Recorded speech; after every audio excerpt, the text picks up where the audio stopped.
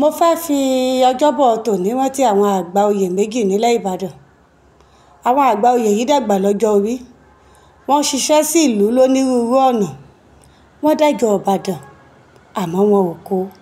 Nítorí pé wọ́n tíròkè téńté láti gun àpèrè ilẹ̀ Ìbàdàn, òní kò pọ̀jù wọn dé. Àwọn àgbà oyè méjì náà ni àgbà oyè Sùlàímọ́nù Adégbóyèga Omíyalé, tí wọ́n wà nípò balógun ilẹ̀ Ìbàdàn, àti àgbà oyè Ọmọwálé Kúyẹ̀, táwọn wà nípò ọ̀tún. Gẹ́gẹ́ bó ṣe wà nínú àlàkalẹ̀ ètò oyè Ìbàdàn eléyìí tí ò rújú, àgbà oyè Omíyalé ló yẹ kí wọ́n ó gun àpèrè lẹ́yìn ọba Samuel Odúlànà Òdùgàdé.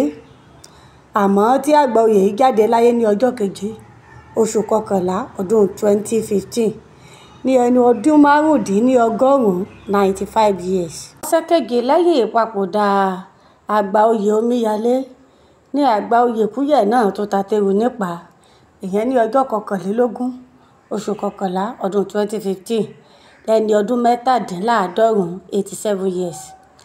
Ìpapòdà àwọn àgbà oyè méjèèjì yìí ló wá sún ọba Sàlíù Adétúnjì Ajé Ògúngúnnísọ̀ sókè láti lè gun àpèrè lẹ́yìn ìpapòdà ọba Samuel Odúlànà Òdùgàdé ní ọjọ́ kọkàndínlógún oṣù kínní ọdún 2016 lẹ́ni ọdún méjìléníọgọ́rùn-ún 102 years.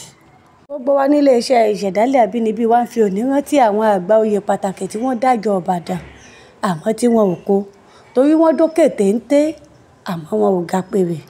K'Olódùmarè ó tẹ́ wọn sí afẹ́fẹ́ rere.